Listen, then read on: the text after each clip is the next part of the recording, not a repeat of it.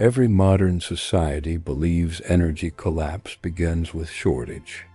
When blackouts occur, the explanation feels immediate, technical, and reassuringly simple. Demand exceeded supply, infrastructure failed, systems were overloaded. This narrative sounds complete. It sounds rational.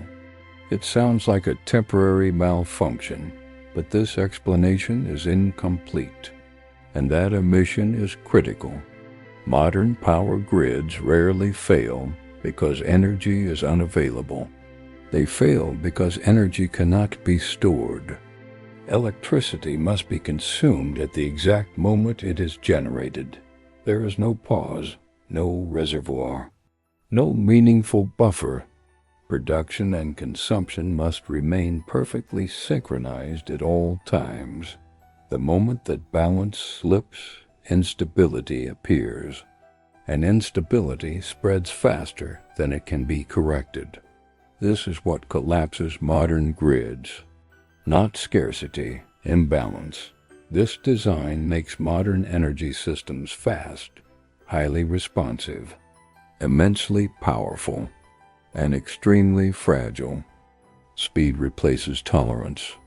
Instant delivery replaces endurance. Ancient societies approached energy from a fundamentally different perspective. They did not begin by asking how much energy they could generate. They asked how much energy they could store. The dark network reconstructed ancient energy systems not as isolated inventions, clever tricks, or forgotten technologies. They were reconstructed as integrated storage networks embedded directly into architecture, into landscape, into city layout, into daily life. These systems were not designed to produce energy continuously. They were designed to accumulate it over time, to buffer it against disruption, and to release it slowly, predictably, and locally. Energy was treated like water, something that arrives in cycles, something that must be captured when abundant, stored when available, and conserved for when conditions change. Ancient cities relied heavily on thermal mass as a form of energy storage. Stone walls absorbed heat during the day and released it gradually at night. Thick masonry stabilized interior temperatures regardless of external conditions. Buildings themselves became thermal batteries.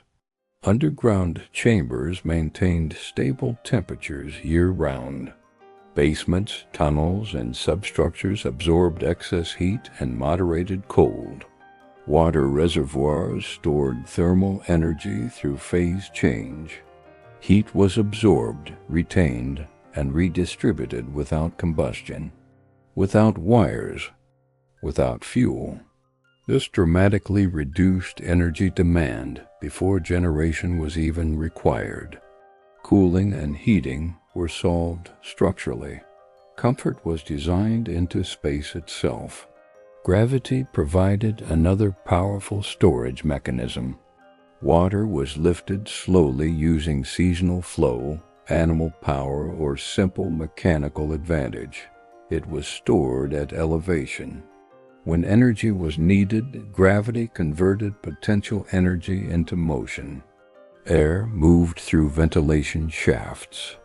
Water flowed through channels. Mechanical systems activated. Cooling systems engaged. Work occurred without electricity. No turbines, no generators, no transmission lines, no centralized grid. Energy moved passively, silently, reliably. Hydraulic systems doubled as energy buffers. Flow was slowed deliberately, redirected carefully, stored patiently, released gradually. Excess energy during floods was absorbed into reservoirs and channels. Scarcity during drought was mitigated through stored volume and controlled release. Nothing needed to react instantly. These systems were slow by design, and slowness created stability. Energy did not need to respond in milliseconds. It needed to endure across seasons, across years, across generations. Modern grids invert this logic completely. Energy must travel instantly across vast distances. Supply must match demand in real time. Any delay becomes a fault. Any fluctuation becomes a threat. Failure propagates faster than human response. A single fault can cascade across entire regions. Cities go dark not because power plants stop producing energy, but because synchronization fails. Ancient systems isolated failure by design. If one chamber overheated, others remained stable. If one reservoir cracked, flow rerouted. If one system failed, energy remained stored elsewhere. Loss remained local. Damage did not cascade. Recovery did not require coordination. This was not primitive engineering. It was advanced systems thinking. Energy storage was distributed across the entire city. Walls stored heat. Floors regulated temperature. Water moderated extremes. Earth absorbed variation. Air circulated passively. Every element participated. Nothing was centralized. Nothing was irreplaceable. Nothing could collapse everything at once. Modern energy infrastructure violates this logic at every level. Power plants are centralized. Transmission lines are exposed. Storage is minimal. Redundancy is expensive. Efficiency is rewarded. Resilience is penalized. When modern grids fail, recovery is slow and complex. Restart requires synchronization, fuel supply, human intervention, coordination across institutions. Ancient systems recovered instantly because they never collapsed fully. They degraded gracefully. They absorbed shock. They maintained baseline function even during stress. Why were these systems abandoned? Not because they were ineffective, but because energy storage reduces dependency. A city that stores energy does not require constant external supply. A city that stores energy cannot be easily controlled through interruption.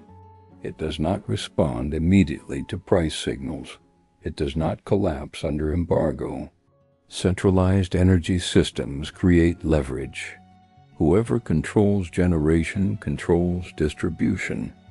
Whoever controls distribution controls the city. As states expanded, energy systems were centralized deliberately. Passive storage was replaced with active generation.